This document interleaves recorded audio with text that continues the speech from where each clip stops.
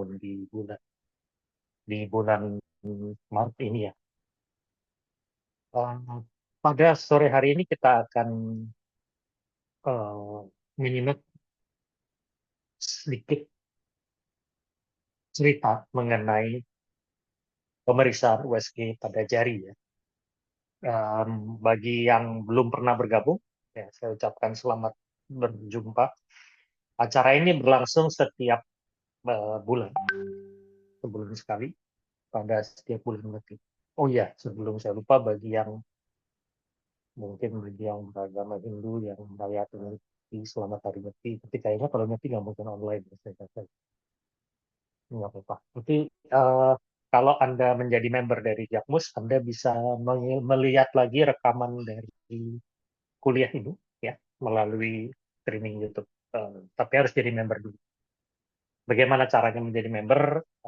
Sejauh sekalian dapat melihat di website www.jakmus.net dan di situ bisa join membership. Baik, untuk menghemat waktu, saya akan mulai uh, topik kita pada sore hari ini. Bentar, saya share screen dulu.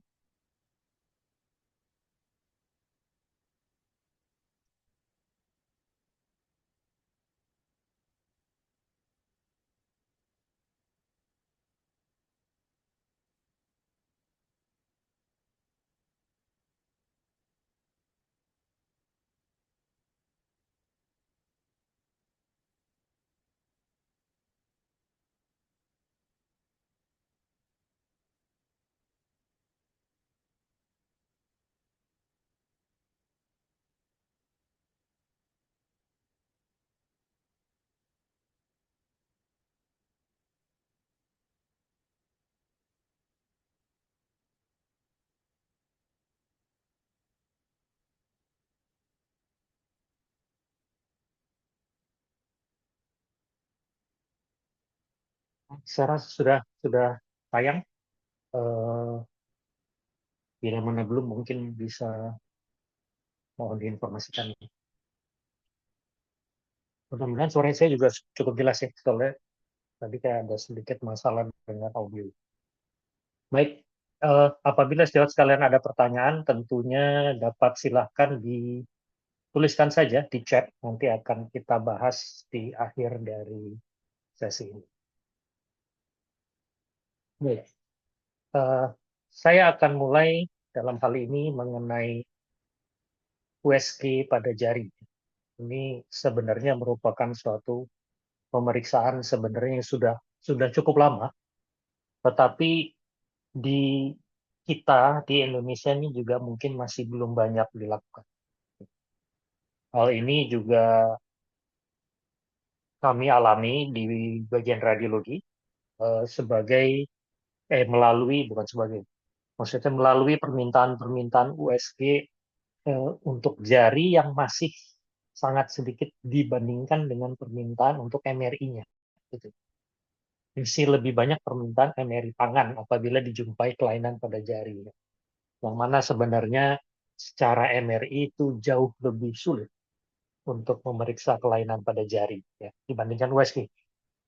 Apa bedanya? Nah, inilah jadi tujuan yang saya paparkan pada sore hari ini. Hal-hal apa yang kita perlu tahu mengenai USG jari, sehingga sejawat sekalian, baik bukan cuma radiolog tentunya yang hadir di sini juga akan multi spesialis ya. Jadi sejawat sekalian juga bisa sedikit banyak mendapat penyegaran baru ya. Eh, Sejauh mana sebenarnya USG jari ini bisa membantu pasien-pasien kita. Ya, tentu saya mulai dengan hal-hal yang bersifat lebih umum. Ya. Dalam hal ini adalah peranan USG dalam bidang kedokteran. Tentunya yang kita tahu sama tahu bahwa USG ini sekarang sudah menjadi alat yang rutin digunakan dalam praktek kedokteran sehari-hari seiring dengan kemajuan teknologi. Dan tentunya banyak orang memadankannya dengan penggunaan stetoskop, yang mana memang betul kalau stetoskop itu yang sudah lama dipakai dalam bidang kedokteran adalah utamanya untuk mendeteksi kelainan melalui medium suara atau menggunakan telinga kita. Sementara USG di sini menggunakan medium visual dengan mata. Kita melihat gambarannya. Tinggal masalahnya bagaimana menerjemahkan dari gambaran itu yang diperoleh dari organ yang kita periksa. Nah, tentunya dalam pelaksanaan sehari-hari sangat bervariasi penggunaan USG ini untuk berbagai tujuan pemeriksaan, tapi secara garis besar dibagi menjadi dua golongan besar, yaitu pemeriksaan yang bersifat untuk memandu, atau yang disebut point of care, atau yang disebut juga bedside, di mana USG ini memang tujuannya hanya untuk eh, mencapai maksud tertentu, misalnya memandu penyuntikan sesuatu zat, gitu ya, atau memonitor perubahan cairan dari sedikit jadi banyak atau tidak. Ya, jadi bukan untuk full diagnostik. Kalau full diagnostik tentunya dampaknya adalah memang informasinya dihasilkan akan lebih lengkap karena semua struktur satu persatu dievaluasi, tapi tentunya jadi lebih makan waktu. Karena akan lebih makan waktu panjang, karena banyak yang mesti diperiksa, belum lagi apabila ada kelainan tentunya perlu dikonfirmasi dan sebagainya, dan itu tentunya membutuhkan skill yang cukup tinggi dan waktu yang lebih lama. Oleh karena itu yang diagnostik ini umumnya dilakukan oleh dokter spesialis radiologi, ya, bukan oleh dokter klinisi. Kenapa? Karena klinisi kan kebisaannya jauh lebih banyak, ya. Ada tindakan invasif, ada tindakan terapi, ada wawancara pasien. Kalau ditambah lagi harus USG diagnostik lama-lama, tentunya nanti satu hari harusnya bisa ngerjain 20 pasien, yang ada cuma bisa ngerjain 5 pasien nanti. Jadi yang itulah yang menjadi perbedaan utama. Meskipun banyak juga beberapa sejawat klinisi yang saya tahu juga mengerjakan diagnostik. Baik, jadi kalau kita lihat sebenarnya secara pemeriksaan sendiri USG ini memang eh, sudah seperti apa ya istilahnya, sudah kemana-mana lah. Bisa dibilang hampir seluruh organ itu sudah dilakukan pemeriksaan USG. Ya, kita lihat di sini nggak cuma dari belum lahir aja udah di USG, apalagi kalau sudah lahir, ya. Nah, tapi yang juga menarik adalah bahwa eh, USG ini sekarang sudah makin menuju ke arah yang lebih kecil atau lebih substruktur, ya mungkin bisa dibilang. Karena yang namanya jaringan kulit pun juga sudah dilakukan USG juga. Nah, ini terutama penyebab ini bisa terjadi karena ini seiring dengan kemajuan zaman, ya, di mana teknologi makin tinggi, kualitas komputasi, hasil gambar ultrasonografi lebih bagus, entah dalam hal ini yang saya maksud softwarenya tentunya, ya, tetapi juga teknologi dari alat yang digunakan, kristal USG yang digunakan, ya, hardware-nya, ya nggak cuma software-nya, ya. Sehingga barang-barang yang tadinya tidak jelas sekarang menjadi lebih jelas. Seperti contoh pada gambar ini, kita bisa melihat lama-lama makin mirip seperti atlas anatomi. Kita bisa melihat yang mana epidermis, yang mana dermis, yang hipodermis, ya.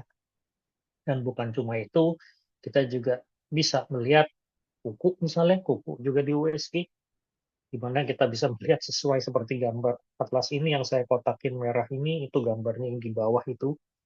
Jadi kukunya baik plate dari sisi dorsal maupun sisi ventralnya juga bisa divisualisasikan, nail bed-nya bisa divisualisasikan, dan juga struktur korteks tulang yang ini nih yang saya tunjuk ini, itu adalah barangnya yang ini, ya. Kita juga bisa melihat itu semua, ya, termasuk juga di akar kukunya, ya.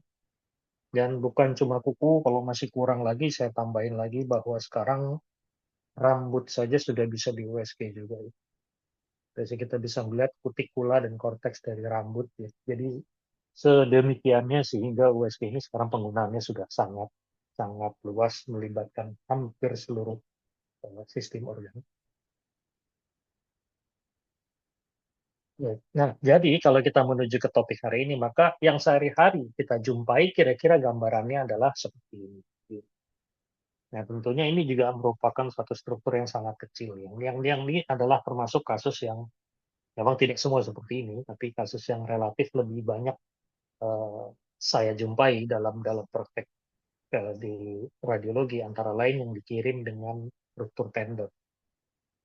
Kasus dengan ruptur tendon ini biasanya akibat trauma dan secara umum kasusnya adalah begitu kejadian trauma langsung dibawa ke rumah sakit, dihentikan perdarahan dan dijahit. Selesai. Setelah itu luka mengering, sembuh, kemudian timbul keluhannya adalah tidak bisa digerakkan.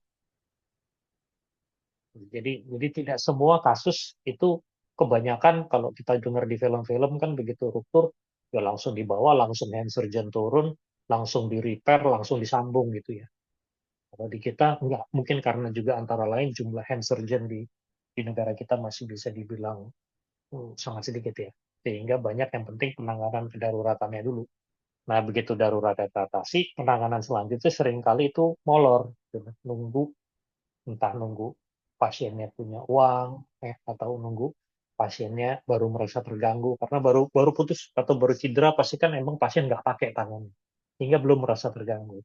Begitu lukanya sudah sembuh, baru mau dipakai, loh kok nggak bisa ditekuk, loh kok susah, barulah datang ke dokter, barulah sering dimintakan USG ke kami karena pada saat ini, pada saat sudah tahap lanjut, di mana hand surgeon yang mau masuk untuk melakukan repair, dia perlu pemetaan dulu nih barangnya di mana. Apakah ketarik ke sini, pindah ke sono, atau sebenarnya cuma jaringan lunak doang, tapi ototnya masih utuh. Bagaimana status ligamennya, bagaimana sarafnya, dan sebagainya gitu ya. Nah, sehingga ini yang kemudian sering dimintakan kepada dokter radiologi untuk dilakukan pemeriksaan. Nah, tentunya sebelum saya bicara lebih jauh mengenai jari, kita perlu review lagi-lagi anatomi jari yang mungkin kita semua tenaga medis umumnya sih sudah tahu ya, tapi pastinya ya tidak semua ingat juga ya. Kadang-kadang saya juga suka lupa juga, tetap harus baca lagi dan baca lagi. Maksud kita tahu bahwa secara umum jari itu dibagi ada dua tendonnya saja, cukup dua saja, yaitu flexor dan extensor. Ya. Dan extensor ini yang kita tahu bahwa dalam perjalanannya sampai ke ujung jari, yaitu tidak serta-merta lurus ya, tapi ada terbagi menjadi eh, beberapa struktur yang seperti kita lihat di sini adalah lateral band, ya. Terus ada central slip yang di tengah ini, yang kemudian nanti nempelnya di basis dari falang media, sementara lateral band ini di kanan kirinya, yang kemudian nanti menyatu dan nempelnya di basis dari falang distal. Nah, di kanan kirinya kita juga bisa melihat ada yang disebut lumbrical slip di sini, ya, atau extensor hood juga ada yang nyebutnya, gitu ya. Struktur-struktur ini sebenarnya yang kita perlu perhatikan adalah cuma pada level apa kita lihat apa. Jadi pada level-level tertentu, kayak misalnya sudah urusan di falang media sampai falang distal, maka yang kita cari adalah udah falang media dan distal ini udah tinggal lateral band yang akhirnya nyatu menjadi tendon ujung sampai insersinya di falang distal, basis falang distal. Nah, tentunya kalau kita bicara tendon yang berhenti di basis falang proximal, yang kita lihat itu adalah central slip. Jadi jangan nyari central slip sampai ke ujung situ gitu.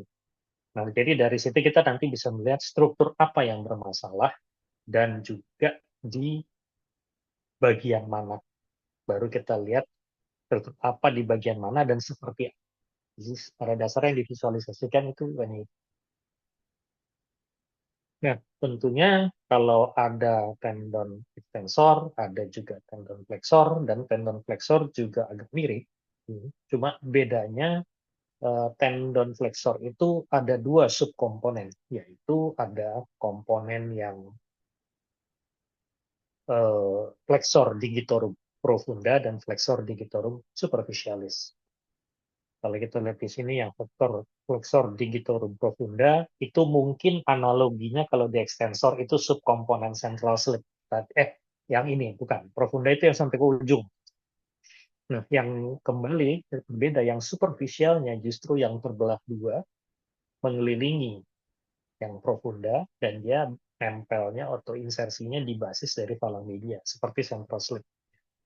Jadi yang superficial itu seperti central slip, dia terstop di falang basis falang media. Sementara flexor digitorum profunda Itu berjalan terus lurus sampai ke basis dari palang kristal. Sederhananya itu. Dan yang kedua mungkin yang juga berbeda adalah bahwa tendon flexor itu mempunyai selubung. Sementara yang extensor tidak sampai ke ujung. Tapi kalau yang flexor ada.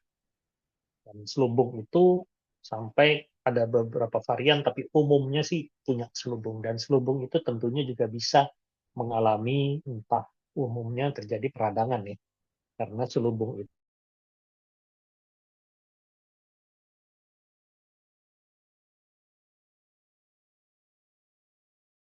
seperti kapsul sinovium yang ada di dalam sendi. Jadi artinya selubung ini juga bisa mengalami peradangan yang disebut sebagai sinovitis. Tapi karena dia menyelubungi tendon, istilahnya tenosinovitis, bukan sekedar sinovitis ya. Kalau sinovitis itu yang ada di sendi, kapsul sendi.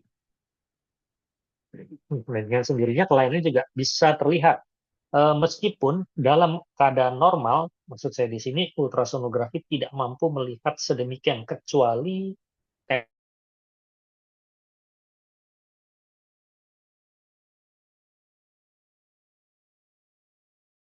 sehingga dalam keadaan normal harusnya tidak terlihat.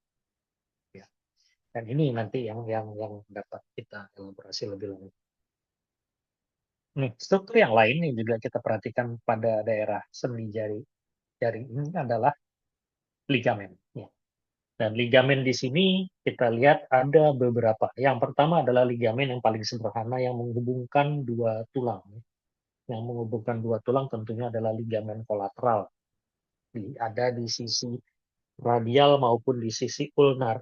Kita kalau di jari itu selalu ngomongnya bukan medial atau lateral karena bisa rancu apabila kita melihat tangannya dalam pronasi atau supinasi ya, mana medial, mana lateral. Jadi yang dipakai adalah patokan os radius dan os ulna. Maka yang terjadi di sisinya os radius atau di sisinya os ulna. Jadi kita bilang sisi radial atau sisi ulna. Tentu kolateral punya pasangannya samping-samping, satu yang di sisi radial, satu yang di sisi ulna. Ya. Dan biasanya sih kalau ada cedera kolateral ligamen itu dengan mudah klinis sih bisa terlihat. Karena dengan sendirinya yang harusnya sendi engsel jari ini tiba-tiba dia bisa deviasi ke arah radial atau ke arah ulna. Tentunya yang barangkali tidak begitu jelas terlihat apakah kerusakan ligamen ini total atau parsial. Karena keduanya bisa rancu, apalagi kalau di luar itu agak-agak kecil dan bisa dibilang kurang signifikan. Seperti contoh phalangoglenoid ligamen itu termasuk juga yang termasuk sangat kecil dan biasanya juga barangkali secara klinis tidak begitu signifikan. Ya. Mungkin di masa depan saya nggak tahu kalau misalnya ilmu kedokteran sudah lebih maju lagi. Nah, yang lain yang juga ligamen yang juga berperan penting itu yang disebut sebagai anular dan cruciform ligamen. Khususnya adalah anular ligamen. Kenapa? Karena anular ligamen ini adalah yang seperti tali yang mengikat tendon flexor supaya dia tetap nempel ke tulang. Itu sebabnya kalau kita lihat secara umum gambar tendon skema di sini, tendon itu tidak lurus tapi naik turun seperti bukit lembah yang mengikuti kontur tulangnya. Itu karena peran dari anular ligamen ini yang menjaga supaya dia tetap berada di nempel dengan jari, tidak jauh dari jari. Karena kalau dia sampai menjauh dari jari itu bisa menjadi masalah. Nah, kalau kita lihat di sini, yang ukurannya lebih gede itu adalah anular ligamen, yang disebut dengan istilah A. Ada 5 level, A1 sampai A5.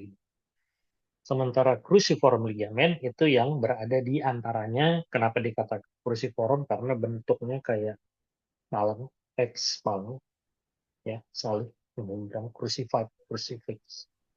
Ya, tapi ini strukturnya sangat kecil, jadi juga mungkin dibilang klinik nggak signifikan, sekaligus juga karena ya hmm, susah juga tervisualisasi dengan USG gitu ya. Tapi yang lebih penting dinilai biasanya adalah anularnya. Kalau ada robekan cruciform ligamen mungkin masih nggak terlalu masalah dibandingkan kalau anular ligamen. Oke. Nah, tentunya ini secara makroanatomi tanpa kita bicara penampang, maka kita akan bisa melihat kira-kira gambarannya adalah seperti ini. Di mana extensor digitorum yang ada di sisi dorsal, maka kita akan melihat ini ada kolateral-kolateral di sini, Dan kita juga akan lihat di sini di sisi palmar, ini ada tendon, flexor digitorum profunda, dan superficial. Dan yang mengikatnya itu adalah annular ligamen. Tapi tentunya kita harus tahu bahwa kita melakukan ini pada level yang sesuai. Artinya misalnya kalau kita mau lihat penampang bintang dari A1, ya kita harus taruhnya pada level sendi metacarpophalangeal. Kalau kita mau lihat A2, kita taruh probe ultrasound pada level mid phalang proximal. Kalau kita taruh pada level PIP, maka kita lihat A3, dan seterusnya, dan seterusnya. Kira-kira demikian.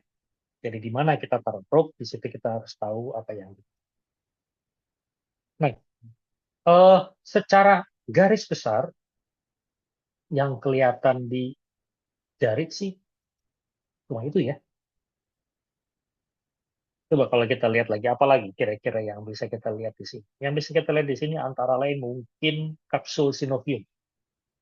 Ya, kapsul sinovium ini juga termasuk yang dapat kita evaluasi untuk menilai pertama efusi sendi, kedua sinovitis. Nah, ini yang biasanya teman-teman di reumatologi ini yang sering mendapat kasus seperti ini dan mereka juga sering melakukan evaluasi karena pada kapsul sinovium jari-jari tangan itu banyak sekali kasus-kasus inflammatory arthritis seperti rheumatoid arthritis atau psoriatic arthritis apa yang lainnya juga. Oleh karena itu, ini sering dilakukan untuk memantau keberhasilan terapi yang ditandai dengan kebaikan atau keburukan dari sinovitis yang terjadi. Nah, oleh karena itu perlu kita tahu di mana lokasi kapsul sinovium itu. Kalau kita lihat di sini, ini contohnya adalah sendi distal intervalam, maka kita lihat kapsul itu seperti ada yang di sini.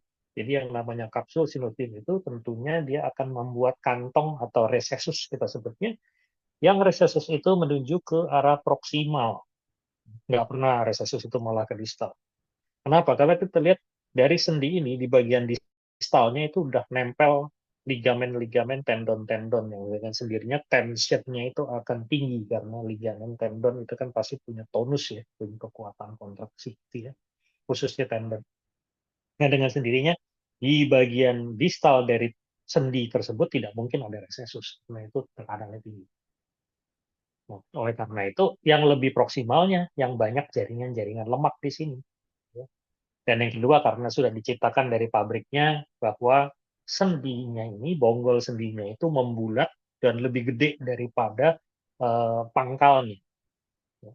Jadi epimetafisis itu kan lebih membulat. Sehingga di bagian metadiafisisnya itu lebih rendah struktur. Sehingga di situ akan diisi jaringan lemak dan di situ ada kapsul.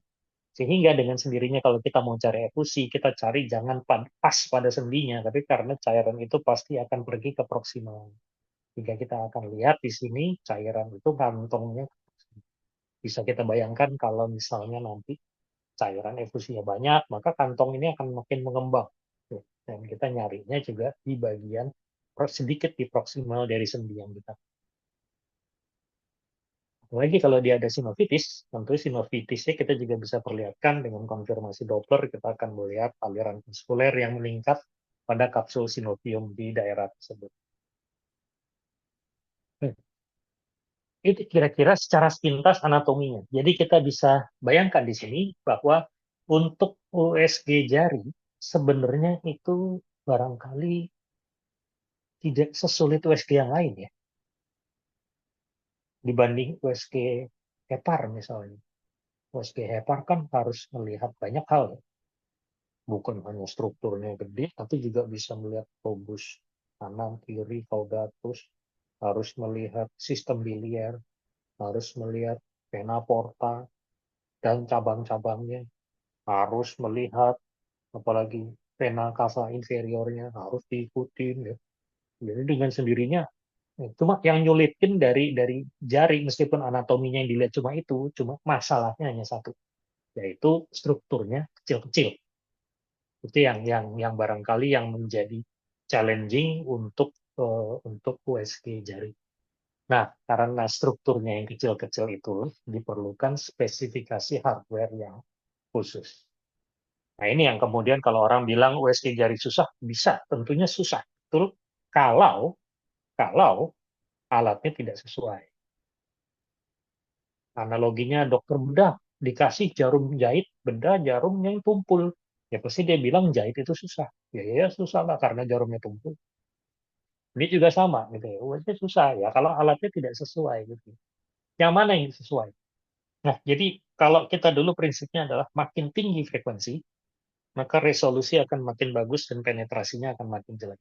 Itu sebabnya USG abdomen yang perlu penetrasi dalam, kita perlu frekuensi yang rendah. Itu sudah. Kalau kita pakai frekuensi tinggi di abdomen, kita malah nggak bisa lihat yang dalam-dalam. Ya, bisa lihat cuma hepar bagian pinggiran saja misal. Nah, tapi balik, kalau kita nggak perlu yang dalam-dalam. Kenapa? Karena kalau muskuloskeletal dalamnya itu tulang, dan tulang itu tidak ketembus oleh ultrasound. Jadi justru kita harus carinya yang frekuensi tinggi. Nah, frekuensi tinggi ini tentunya berdampak pada resolusi yang lebih bagus. Resolusi yang bagus membuat kita jadi bisa membedakan mana dermis, mana lemak, mana fascia, mana ligamen, mana tendon, bahkan fiber-fiber intratendonnya bisa terlihat dengan jelas. Nah, kalau kita bicara soal frekuensi, nah kalau kita transducer nih kuncinya nih, transducer ini ada frekuensinya. Frekuensinya yang itu biasanya tertulis di barangnya, ada codingnya. Dan frekuensi yang biasa dipakai tentunya adalah rata-rata 11 sampai 15 MHz sudah ya. Meskipun ada yang menggadang-gadang frekuensi yang lebih tinggi ya, bahkan udah sampai 27 MHz yang saya tahu sekarang, saya pernah coba itu juga. Um, dan ternyata dari beberapa merek maupun beberapa frekuensi yang saya pakai itu tidak semudah membaliknya. Ya.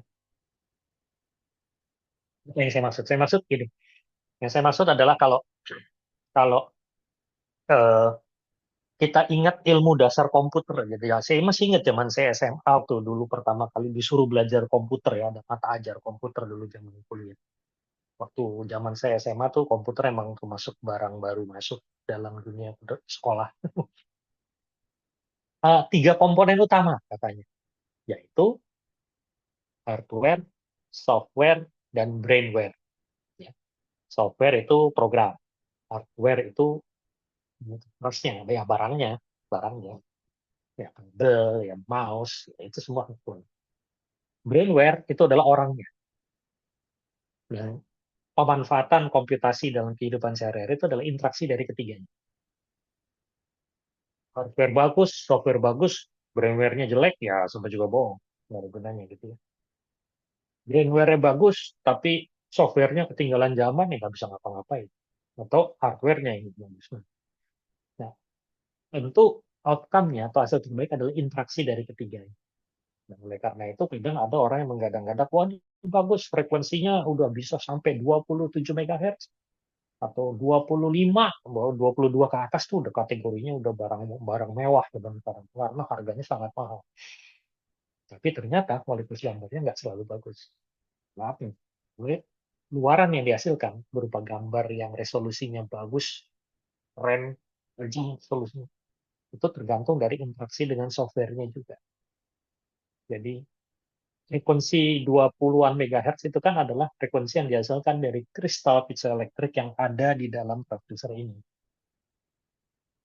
Kristal dari sana impuls listriknya, feedbacknya bagus, signalnya bagus, tapi begitu masuk ke komputer softwarenya nggak optimal, hasilnya juga jadinya nggak bagus gitu ya. Oleh karena itu relatif ya, relatif. Kadang-kadang ada beberapa jenis yang nggak tinggi-tinggi amat, tapi gambarnya bagus banget. Dan juga sebaliknya. Apalagi kita sekarang masuk dengan era AI.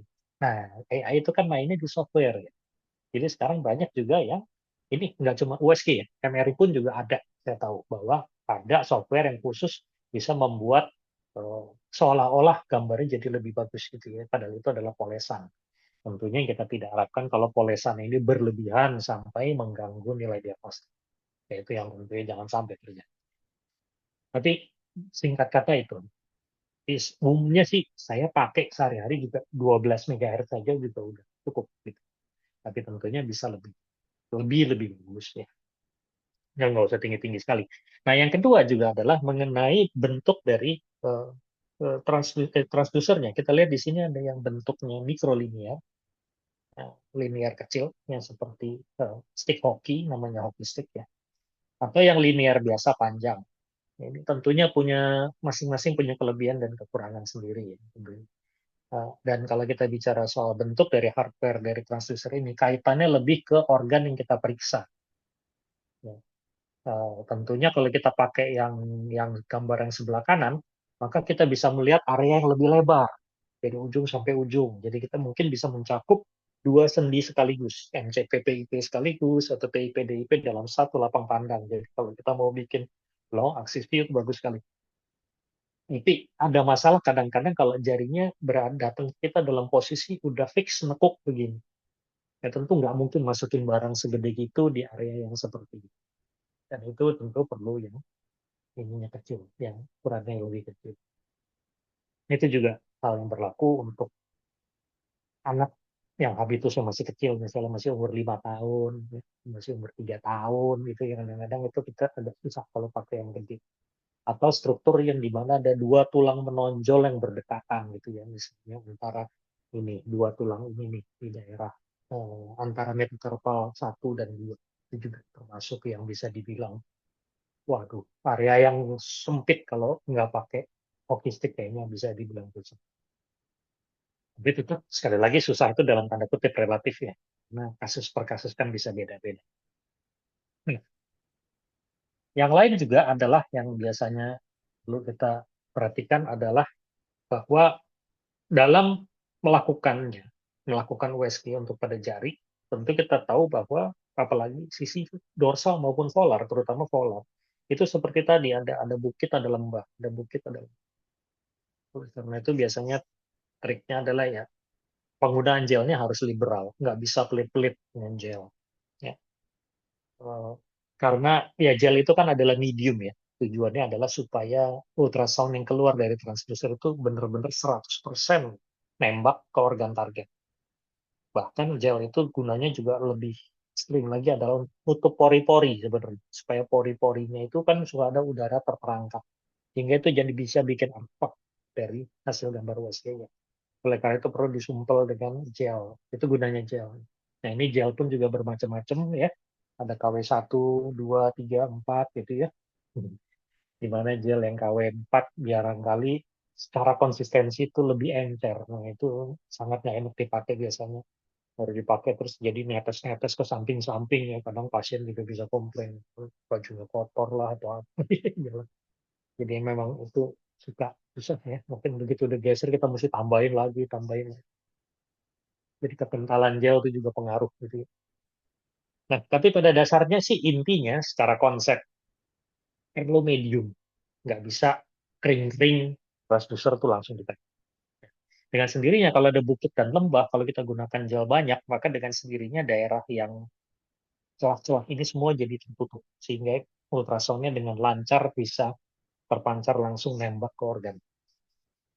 Nah, di zaman dahulu kala, nggak dahulu kala banget sebenarnya sih, zaman dahulu lah biasanya eh, tentunya medium yang terbaik juga adalah air. Itu menjelaskan kenapa USG bayi itu relevan karena bayi itu berendam dalam cairan amnion. Nah, air itu yang menjadi medium.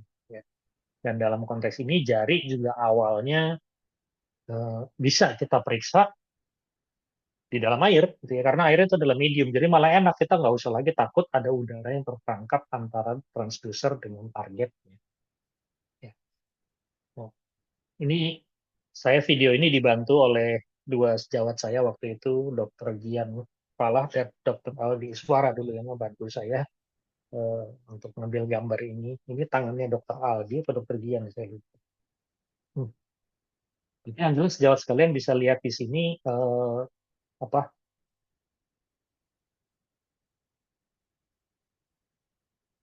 untuk kode malam itu.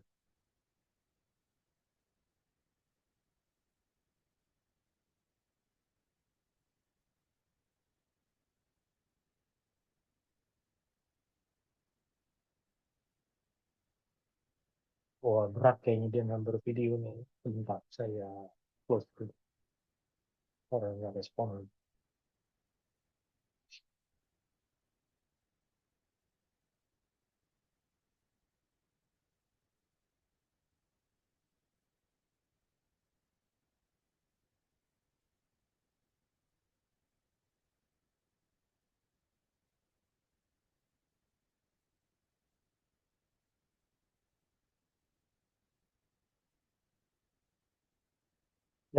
Ya, kira-kira ini ya.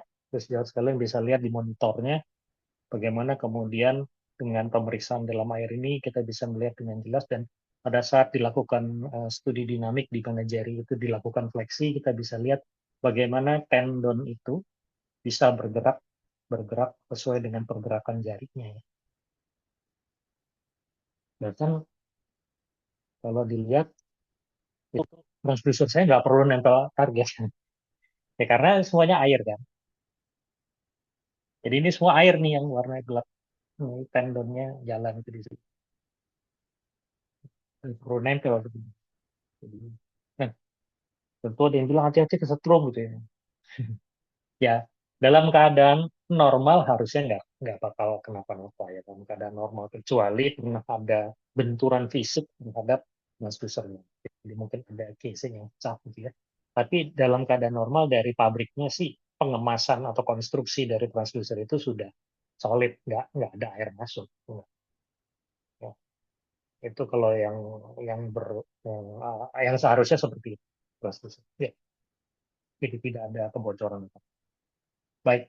Nah, ini adalah salah satu cara untuk memperlihatkan dengan lebih gampang ya, kalau nggak mau ngabisin gel, ya, dilakukan aja di sini. Cuma jangan terlalu tinggi ya, setidaknya diusahakan jangan sampai bagian kabel ini ikut masuk ke air ya. Cukup kira-kira sepertiga atau separuh transducer lah yang masuk dalam air, jadi jangan banyak-banyak juga ya. Ini efektif sebenarnya untuk daerah-daerah yang ujung-ujung akal. Nah, jadi apa yang kita lihat sebenarnya di situ? Ini gambar yang ini lain lagi, ini dibantu oleh sejawat saya, Dokter Putu Tambidewi, dokter radiologi yang cukup hits di Bali, setahu saya. Oh, jadi kita bisa melihat di sini dengan pergerakan kita bisa melihat mana tendon flexor digitorum tadi ya, yang bentuknya naik turun sesuai dengan kelengkungan dari tulang-tulangnya, dan juga kita lihat di sini serat-seratnya. Ini adalah contoh yang normal tentu. Ya. Dan ini jari sendi intervalan distal atau DIP, ini intervalan proksimal atau DIP. Ini DP ini distal falang, middle falang, dan proximal falang. Nah, nah, tentunya visualisasi seperti ini juga bisa kita lakukan, nggak perlu air ya sebenarnya. Tapi yang saya mau perlihatkan di slide berikut ini adalah bagaimana kalau kita mau melakukannya dalam kondisi kering, ya, menggunakan gel biasa. Ya. Nah, tentu kita bisa melihat bagaimana pergerakannya, bagaimana gambarannya pada pergerakan-pergerakan tertentu. Ya. Misalnya kita mau lihat ada kendala nggak pada lever anular A1. Anular A1 itu kan adanya di metacarpophalangeal. Jadi kita taruh transducer di metacarpophalangeal, kemudian distal jarinya kita infleksi ekstensi. Bisa pasiennya yang pasif, suruh fleksi ekstensi sendiri, atau oleh pemeriksa. Nah, dari situ kita bisa melihat apakah tendon ini dalam keadaan normal, tentu dia akan maju mundur kan tendon itu dengan pergerakan. Bagaimana hubungan tendon itu dengan jaringan sekitarnya, apakah dia terdapat perlekatan atau kalau dia ada perlekatan dia nyangkut, nggak bisa jalan. Dan juga seringkali pasiennya disertai. Nah, karena kita menggunakan transducer ukuran kecil, maka kita bisa melakukannya pada level-level yang berbeda. Pada level metakarpal, pada level PIP, gitu ya. Nanti DIP udah nggak bisa lagi ya, karena kalau DIP kan bagian distalnya udah nggak ada lagi yang mau ditekuk ya, udah paling ujungnya. Jadi DIP mas statik aja. Tapi kalau daerah PIP dan MCP kita bisa melakukannya dengan fleksi ekstensi seperti itu. Jadi apa yang kita lihat sebenarnya dalam dinamik ini? Ini contohnya pada level dari metakarpal dengan falang, ini metakarpofalangeal. Kita lihat bagaimana flexor digitorum itu bentuknya seperti fiber-fiber ya, seperti tali tambang dengan serat-seratnya di dalamnya, yang tersusun dengan arsitektur yang rapih dan relatif paralel satu sama lain. Ini struktur normal. Karena struktur abnormal biasanya fiber ini distorsi. Dan kemudian ada bercak-bercak yang bukan fibriler di dalam tendon. Itu nggak boleh. Harusnya semua fibriler. Dan bahkan kalau alatnya resolusi bagus, seperti contohnya pada gambar ini, kita bisa melihat ini ada garis putih di dalamnya ini. Berarti ini adalah bagian yang di atas ini adalah yang flexor digitorum superficialis. Dan yang di bawah adalah flexor digitorum profundus. Ya, bisa kita sampai bedakan. Itu maksud saya tadi, karena masalah resolusi tadi. Jadi kita tidak perlu penetrasi, kita perlu resolusi. Ya. Dan dari situ kita juga bisa melihat bagaimana dengan pergerakan dinamik ini, tendon itu maju mundur, sementara ada struktur hitam yang ditunjuk panah kuning ini yang tetap diam di tempatnya pada level metacarpophalangeal. Itu adalah penumpang dari ligamentum anular, ya. Ligamentum anular A1. Anular puli A1 yang potong melintang penampang di sini. Ini kita lihat di sini, ini adalah yang normal, di mana tebelnya anular ligamen itu memang hanya segitu, kecil sekali. Dan yang kedua, relationship-nya dengan tendon itu aman, dalam artian tendon dengan lancar sliding di bawah ligamen yang megangin dia. Jadi itu kalau kita ibaratkan ini seperti kayak eh, subway ya. Jadi ada terowongan, kemudian di dalamnya ada kereta lewat saat gitu ya. Jadi anular pulley ini kayak terowongan. Sementara di dalamnya tendonnya itu maju mundur tanpa ada friksi atau hambatan dari terowongan. Nah, ini juga salah satu contoh yang bisa sejawat lihat bahwa dalam kondisi normal, permukaan tendon itu rata-rata aja dan kita tidak melihat adanya eh, apa istilahnya tendon sheet. Ya, karena dalam keadaan normal tendon sheet memang tidak terlihat. Kalau normal baru nanti bisa dia akan terlihat. Nah, itu kira-kira yang bisa kita perlihatkan untuk struktur antara lain. Tentunya nanti akan saya perlihatkan juga yang lainnya. Tetapi secara garis besar itu yang kita bisa lakukan menggunakan USG pada jari. Nah, sebenarnya kalau kita kemudian mau memikirkan, oh ini kayaknya pasien saya perlu di USG ini jarinya gitu ya. Kira-kira kemungkinan patologi apa yang menjadi indikasi atau akan bermanfaat kalau kita lakukan USG? Terdapat beberapa kemungkinan patologi. Yang sering tentunya adalah trigger finger, yang disebut stenosing-tenosinovitis.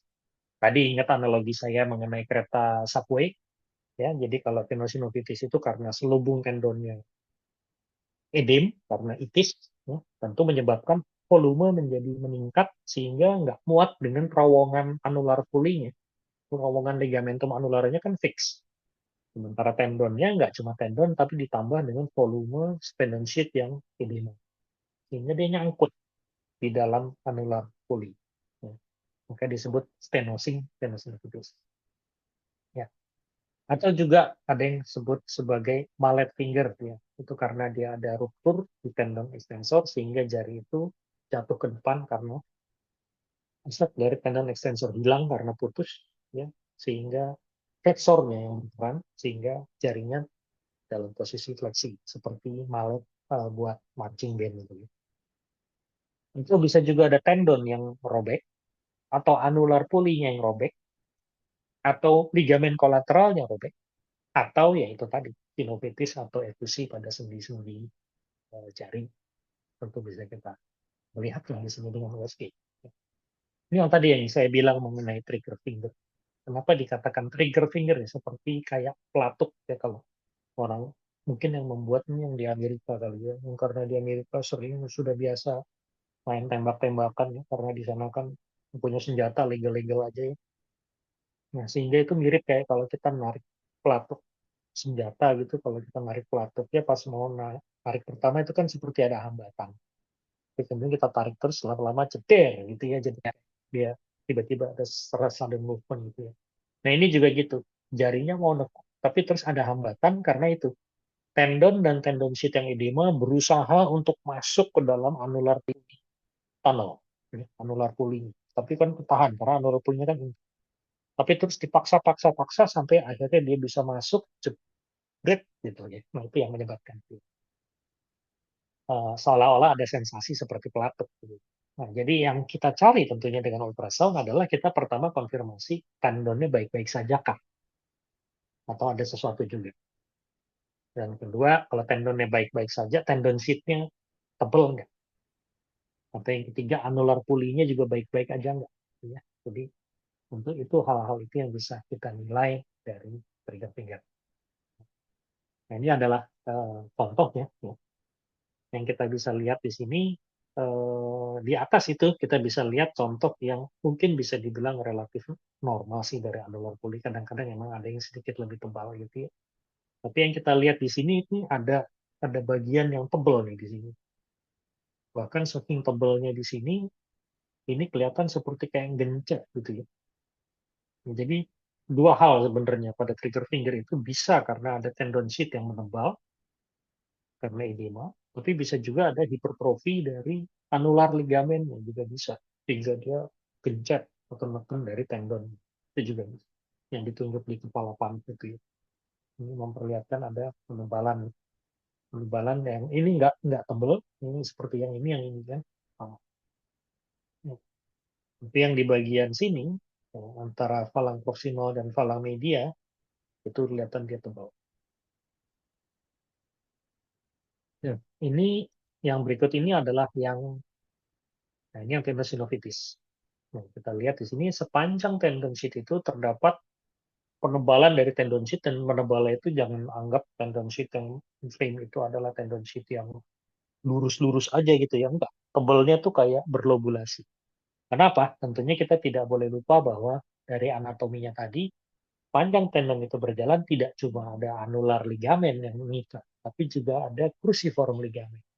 Itu sebabnya sebenarnya kalau tendensi itu inflamasi, maka kita akan lihat dia tebel, terus turun lagi, itu daerah yang keikat sama ligamen. Kemudian tebel lagi, turun lagi ya. Karena ada anular ligamen dan ada cruciform ligamen. Tapi kita bisa lihat penebalan itu hipoekoik di permukaan dari tendon, fibrilar tendonnya sendiri nggak apa-apa. Penebalan itu hipoekoik berlobulasi di sepanjang tendon berjalan dan dengan konfirmasi dokter karena dia itis, tentunya ada peningkatan vaskularisasi di daerah tendon sheath yang menebal itu. Ini juga dengan mudah kita bisa lihat tinggal ditempel di sini daerah keluhan. Wah, dan berita baiknya untuk melakukan tindakan ini bisa dibilang relatif mudah. Kenapa? Karena kita lihat barangnya, kita tinggal taruh sesuai aksis. Dan yang kedua, biasanya jari-jari lain atau tangan sebelumnya normal. Jadi kita tinggal, kalau tangan saya ini nggak normal, ini lagi di plaster. Kalau kita ragu, kita tinggal geser ke sebelah atau jari kontralateral. Nah, itu yang memudahkan USG yang kita nggak mungkin lakukan di MRI misalnya, karena MRI kan harus positioning, ditutup coil, masuk mesin. Tentu kalau mau pindah tangan kan harus dikeluarin dulu, angkat dulu, pasien rubah posisi, taruh coil lagi, masuk lagi gitu ya. Jadi nggak mungkin lah itu dilakukan di MRI. Tapi kalau USG kan kita tinggal pindah. Itu yang enaknya dengan USG ini. Lalu Pak ini normal nggak ya? Tanya pasiennya jari yang nggak ada keluhan yang mana?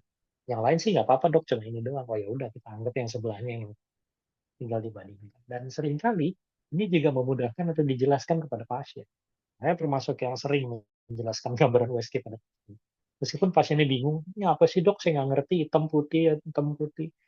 Ya saya jelasin ini, kita lihat gambaran ini Pak, ini Bapak lihat bedanya aja, nggak usah tahu persis anatomi, tapi lihat nih gambar yang normal sama yang nggak normal. Yang nggak normal tuh ada gini, gini, gini, gini Pak. Ini kan Bapak lihat sebelahnya ini nggak ada. Ini sebenarnya barang yang sama persis nih. Cuma yang satu yang ada kelainan dan yang nggak ada gitu ya. Pasien seneng tuh. Oh, jadi kita sekaligus mengedukasi, jadi pasiennya juga ngerti. Hmm. Ini contoh yang mallet finger. Nah, mallet itu yang buat main ngetok perkusi, marching band ini yang sering pakai. Dan ini bisa karena tendon yang robek atau juga yang relatif sering barangkali adalah avulsi. Jadi di basis dari falang, dalam hal ini falang distal, itu ruptur sehingga dia ketarik oleh tendon extensor. Kita tahu tadi extensor itu central slip itu kan nempelnya sampai ke basis dari falang proximal. Bukan central slip, lateral band. Lateral band tadi kan nyatu sampai ke basis falang distal ya. Nah, tentu di situ bisa mengalami avulsi. Sehingga kita lihat di sini ini adalah avulsi. Kita lihat di sini adalah tendon extensornya yang lateral band. Ya, jadi dengan mudah kita tinggal taruh langsung di bawah kulit, ini kan kulit langsung di tendon extensor dan ini adalah meta itu tulang media dan ini falang distal. Dan ini fragmentasi yang berasal dari sini. Ya persis seperti gambar skematis ini. Dan ini tentunya bisa terjadi pada berbagai macam patofisiologi, misalnya kejepit bola seperti ini misalnya juga bisa. Tentu bola bukan bola karet ya, bola bowling misalnya. Nah, tentu juga bisa terjadi ruptur. Kalau ruptur, tentunya kita bisa perlihatkan apakah semuanya atau sebagian. Semuanya atau sebagian. Kita lihat di sini bahwa pada kasus ini kelihatannya semuanya, karena flexor yang tendon flexor yang profundo maupun yang superficial ini dua-duanya hilang di sini. Ada sebagian di sini. Jadi ada segmen yang sepanjang tanda bintang ini itu yang nggak ada tendonnya sama sekali. Ya, karena apa? Tendon itu punya tonus. Jadi begitu dia putus, pasti dia akan mengkerut ketarik satu sama lain sehingga dia menjauh. Dan gapnya itu kadang bisa panjang. Ada yang panjang sini, ada yang panjangnya sampai mid palmar dekat carpal tunnel. Ya, macam-macam. Ya, tergantung total atau parsial dan sebagainya. Nah, di sini bahkan karena dia ruptur, dia narik sehingga celah itu yang tanda bintang itu terisi oleh struktur hipoekoik heterogen yang sebenarnya mungkin cairan hematoma bisa ya, karena ada hematoma pastilah nggak ada perdarahan. Masa iya ruptur nggak ada perdarahan mungkin ya. Tapi yang kita dilihat ditunjuk kepala panah itu sebenarnya adalah ligamentum anulare ya, ligamentum anulare A2 yang di tengah. A1 kan pada level MCP, A2 pada di tengah-tengah dari di falang maksimal. Hmm. Enggak deh. Ini P1, P2, P3 sih harusnya ini falang distal, falang proksimal, falang media, falang distal. Seperti ini A4, kira-kira A4. Jadi kita lihat tadi kan ada contohnya sebelumnya yang anularnya yang tendonnya utuh. Ini kalau tendonnya robek, tarik anularnya juga bisa kelihatan dengan resolusi yang betul. Yang tentunya jadi yang penting informasi yang bisa disampaikan di sini dari USG adalah pertama rupturnya total atau parsial, dan yang kedua kalau total kemudian ada retraksi, gapnya seberapa jauh. Diukur biasanya berapa senti, atau kita bisa informasikan dari level sendi apa sampai sendi apa. Dari situ nanti surgeonnya, hand surgeon akan dapat informasi. Dia mesti buka sejauh mana nih nyarinya. Ini nggak usah meraba-raba dalam gelap ya. Karena strukturnya kan kecil ya. Ini mereka aja tanpa bantuan imaging aja udah lama operasinya, apalagi kalau masih mesti nyari-nyari dulu ya. Jadi mereka sangat sangat merasa terbantu sih kalau misalnya udah ketahuan duluan dari sebelum dioperasi, mereka harus nyari dulu. Ya, anular puli tear itu biasanya bisa terjadi juga di sini. Anular puli seperti tadi yang berfungsi menjaga supaya tendon itu tetap nempel di tulang. Kalau dia nggak nempel di tulang karena dia punya tonus, maka tonus itu akan menyebabkan tendon itu jadi menjauh dari tulang. Kenapa dia harus tetap nempel dari tulang? Kita bayangkan kayak orang kalau lagi mencengkram, kayak orang panjat tebing ini contohnya. Tentunya dalam meskipun dia melakukan ini, artinya dalam kondisi ini kan tendon flexor itu kontraksi berat tuh, luar biasa berat kontraksinya.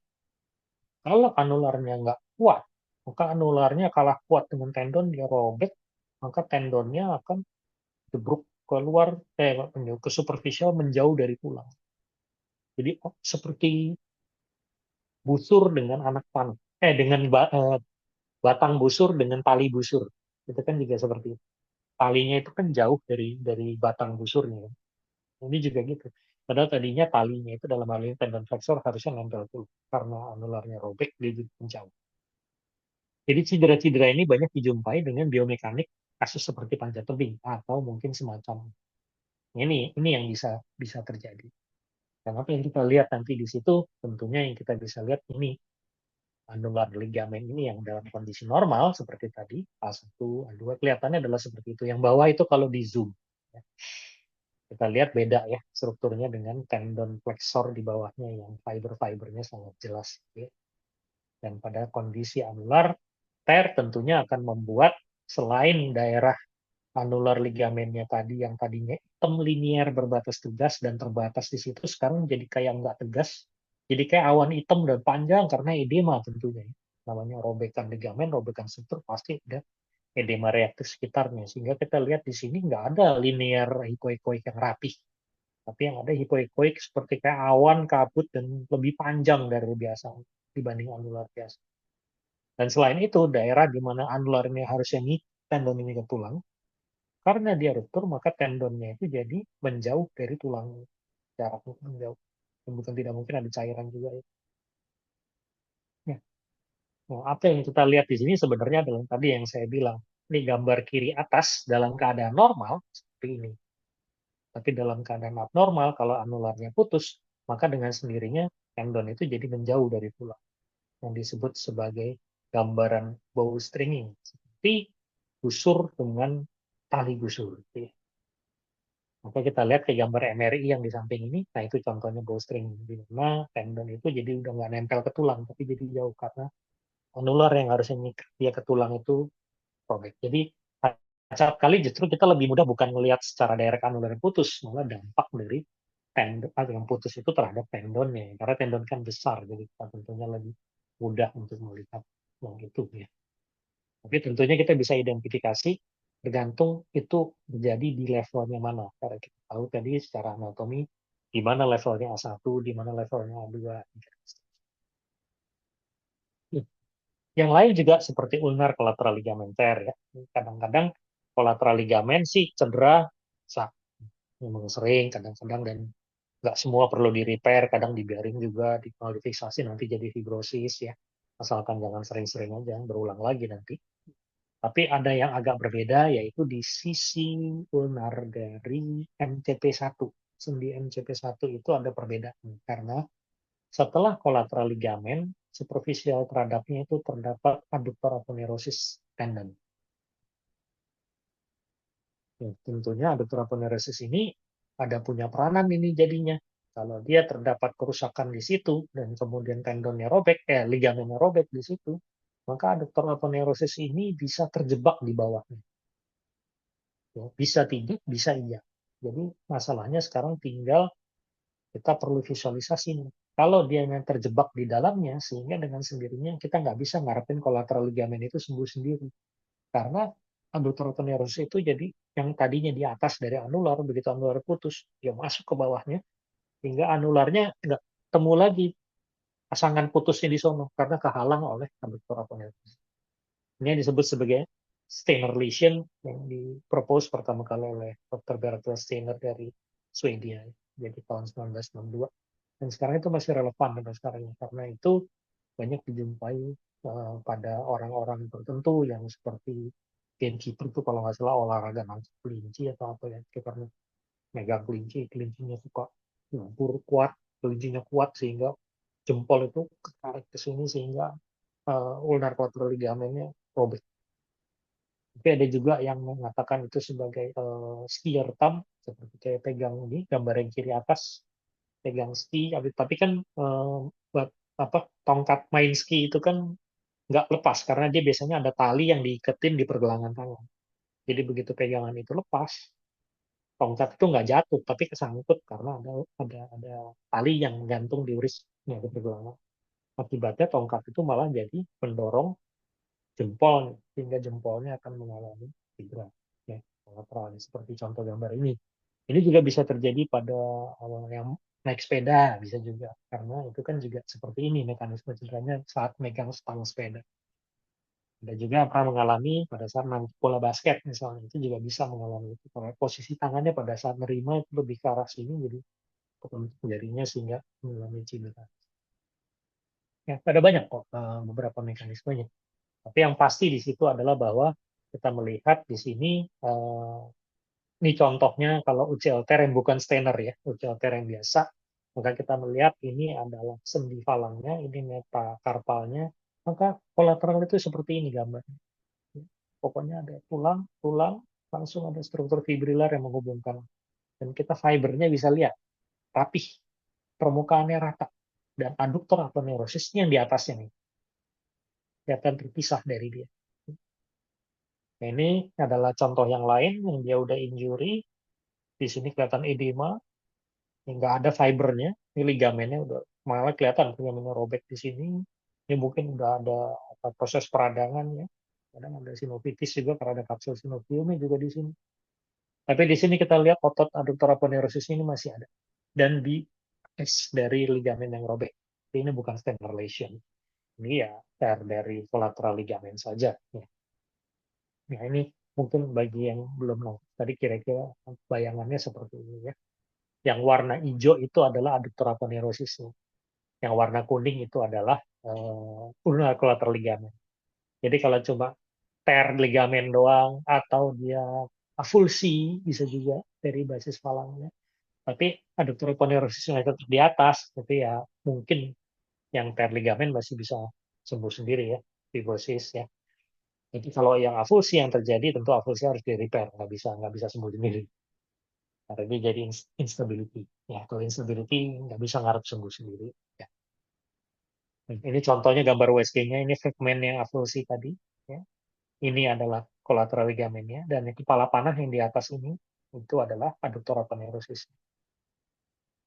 Dan ini kalau dia stemmer lesion, jadi dia kan, saya habis itu diantaranya adduktor aponeurosis juga masuk ke dalam memisahkan di antara dua ligamen ini. Nah ini yang mau nggak bisa ngarep ligamennya sembuh karena di mana-mana otot aduktor kan akan bergerak terus ya, sehingga nggak bakal ngarepin dia sembuh karena untuk dia sembuh bikin granulasi, habis itu fibrosis kan harus statis ya.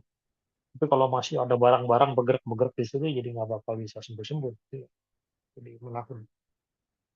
Nah, ini contoh lain, ini sekali lagi saya ngambil dari buku ini, saya ada contoh yang dari buku. Tapi ini mau memperlihatkan sinovitis. Tadi yang saya kasih contoh di anatomi bahwa kalau dia ada cairan, sinovium edema, dia ngantongnya ke proksimal bukan ke distal. Ini falangnya dia, ini falang proksimal, ini tendonnya, dan kita lihat di sini, ini cairan dari sendi ini sebenarnya lewat sini.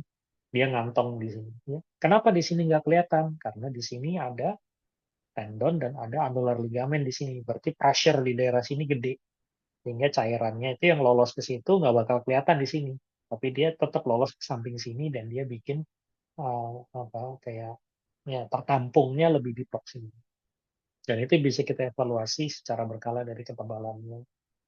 Dan tentunya kalau dia ada penebalan sinovium, kadang kita kalau alatnya bang bagus bisa bedakan antara yang cairan yang lebih anechoic dan dinding sinovium edema yang lebih hipoechoic ya.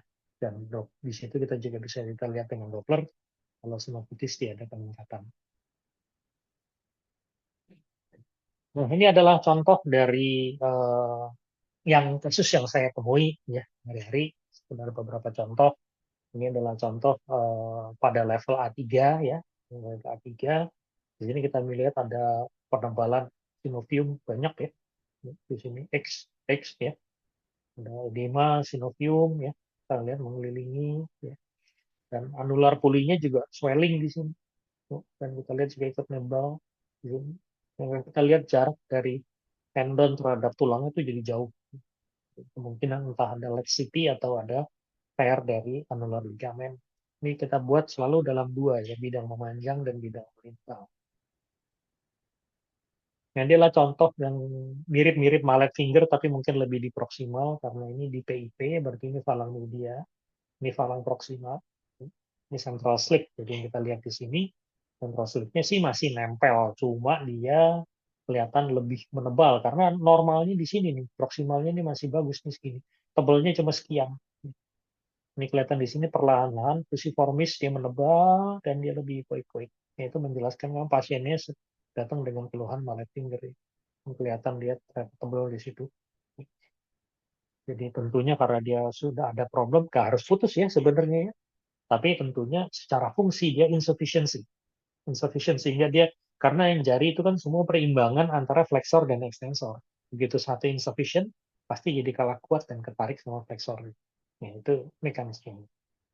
Jadi kita tentunya memastikan bahwa ini bukan karena ada ruptur, tapi lebih karena ada tendinosis dari extensor. Nah ini adalah contoh kalau kita melihat adanya avulsi ya, di sisi polar radial dari di sini dari PIP di GT3 lux long axis, maka kita lihat nih falang proksimal, falang media, ini harusnya daerah kolateral ligamen. Yang kita lihat di sini hipoekoik, kacau berantakan, bukan struktur yang fibriler rapih. Pastinya itu adalah tear di situ dan kita lihat ada fragmentasi tulang. Dan kita lihat di sini tulangnya irregular. Berarti ini harusnya adalah fragmen yang asalnya dari sini nih. Jadi kita bisa tentu dengan yakin ini ada tear dari kolateral ligamen. Nah, ini contoh lain mengenai plantar plate. Mungkin plantar plate sih, tadi saya belum jelaskan plantar plate. Tapi secara sederhana ini mau memperlihatkan bahwa kalau ragu-ragu, lihat aja kontralateralnya. Ini plantar plate yaitu jaringan yang ada di daerah takut ya, metatarsal ini sebenarnya di kaki, di antara tendon flexor ya, superficial terhadap cartilage ya. Nah, strukturnya harusnya seperti ini, ya, tebalnya relatif sama tebal, fibrilernya ada, ya, tapi di sini berantakan. Ini sekedar mau ngasih contoh bahwa kalau ragu lihat kontralateral, tapi ambil yang sepadan perbandingan. Maka kita langsung lihat bedanya. Tendon yang ini tendon yang ini penampang lintang. Nah, ini contoh lain juga mirip kayak yang tadi di PIT5, ini juga tadi central slit yang kelihatan edema atau tendinosis. Ya. Nah, ini contoh juga yang lain yang juga ada avulsi juga pada kolateral dari sisi polar radial di GT3 juga kasus lain, tapi agak lebih heboh fragmentasi tulangnya, dia edemanya parah banget ya. Ini semua kelihatan jelas karena dibanding MRI ya, kalau kita bayangkan dengan struktur tulang yang nggak bisa dilurusin karena nyeri, yang belok-belok, motong MRI-nya susah. Sementara yang kedua, kalau kita motongnya pakai potongan tipis, noise-nya banyak. Gitu ya. Jadi challenge-nya sebenarnya lebih banyak di MRI ya, untuk mendapatkan resolusi yang bagus. Gitu ya. Nah, tentunya USG bisa menjadi jalan keluar yang jauh lebih baik. Nah, ini adalah contoh tadi, sama tendinosinophilis ya. Kita lihat di sini tendon sheath-nya menebal di superficial dari tendon, sementara tendonnya tidak apa-apa.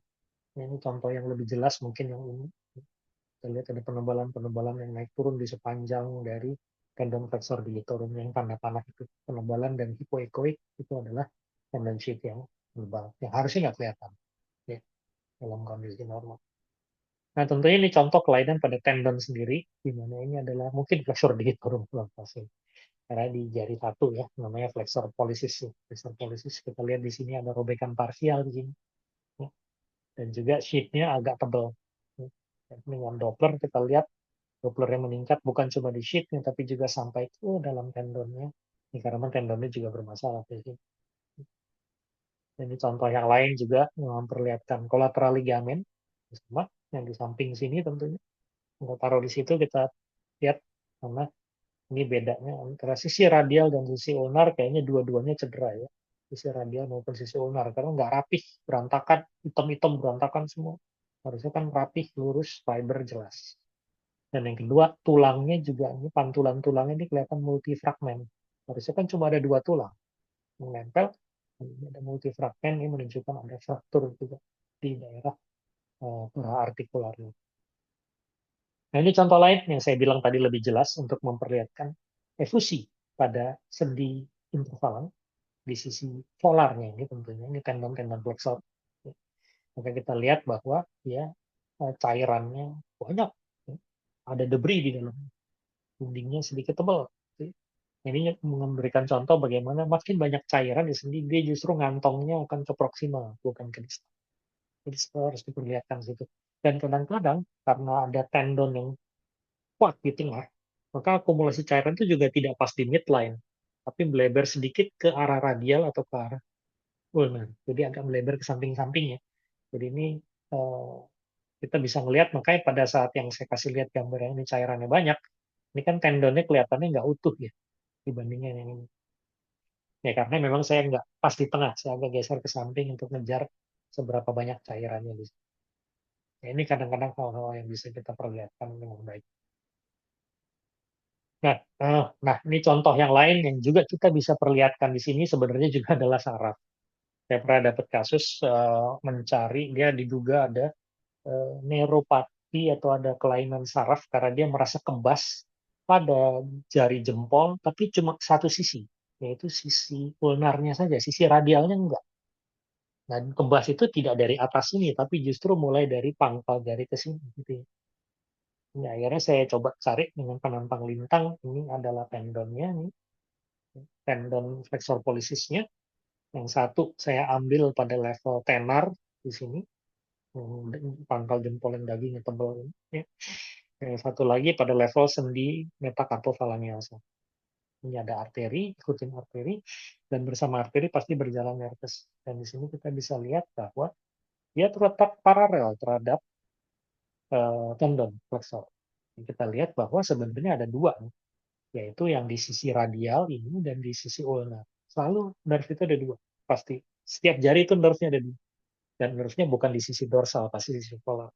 Jadi kalau kita bikin penambang lintang, kita gunakan arteri sebagai landmark, maka kita akan bisa melihat pasti nggak jauh-jauh dari situ ada struktur saraf.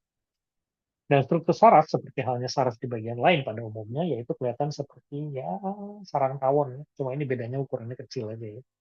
Tapi kita lihat bedanya pada saat level tenar, ini nervus digitalis untuk digiti satu, sisi ulnar itu kalibernya sekian.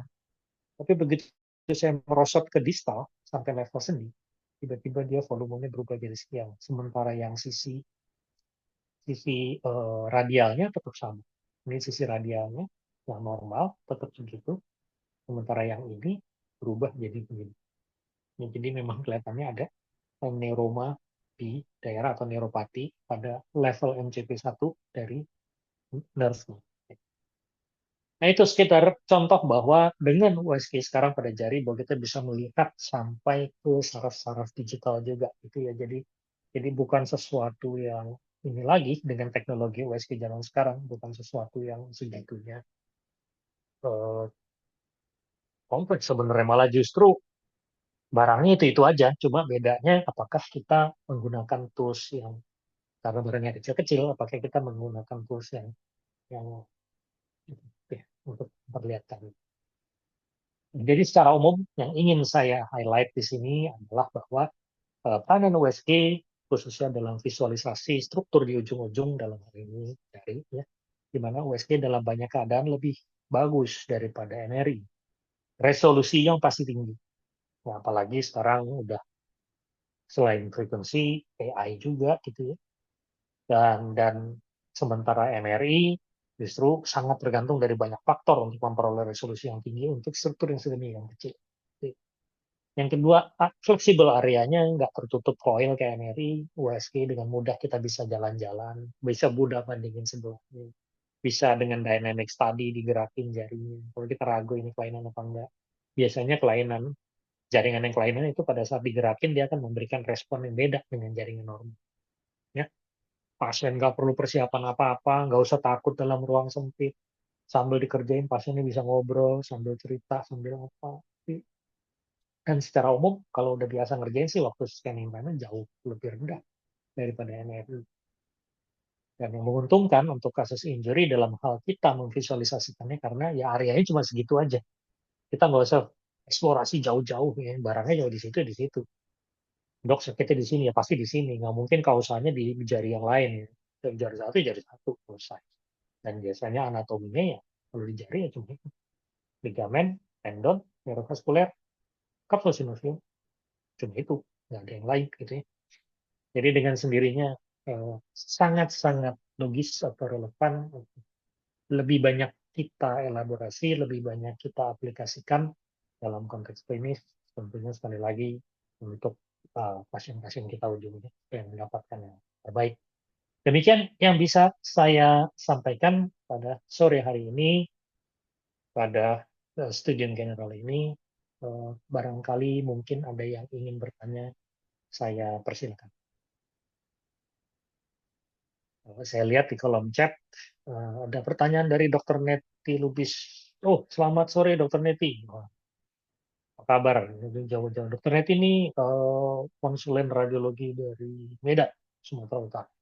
Ya, termasuk yang uh, apa sangat ngetop di uh, lingkungan dokter radiologi. Nanti menanyakan frekuensi berapa untuk finger ultrasound. Ya, tadi udah disampaikan ya. eh, yang penting 11 MHz ke atas, dan yang kedua kembali kepada software-nya tadi. Nah, tentunya jangan sekedar frekuensi, jadi kalau misalkan ada rencana pemeriksaan tentunya harus perbandingan ya. Kalau apa kalau rencana mau beli USG barangkali ke Turnetti mau beli ya. Tentu perlu demonstrasi, tentu perlu demonstrasi. Ya, karena kan USG juga tidak murah harganya. Jadi mobil aja boleh test drive, masa USG nggak? Ya, sehingga nanti kalau udah beli ternyata hasilnya beda dengan waktu test drive, nah, kan bisa protes. Ya, karena yang namanya sekali lagi interaksi antara hardware dan software itu harus di testing beneran, nggak bisa cuma sekedar katanya menurut si Anu bisa gitu. Jadi sekali lagi itu mungkin pesan. Baik, saya rasa mungkin tidak ada pertanyaan lagi. Saya ucapkan terima kasih kepada jauh sekalian sudah hadir pada sore hari ini, sudah meluangkan waktu di hari libur. Saya usahakan juga nggak terlalu berat-berat ya ngomong karena hari libur itu juga ya. Sambil lalu setidaknya berharap mendapat pengetahuan baru, sesuatu hal yang baru yang tentunya bisa kita kembangkan lagi ke depan.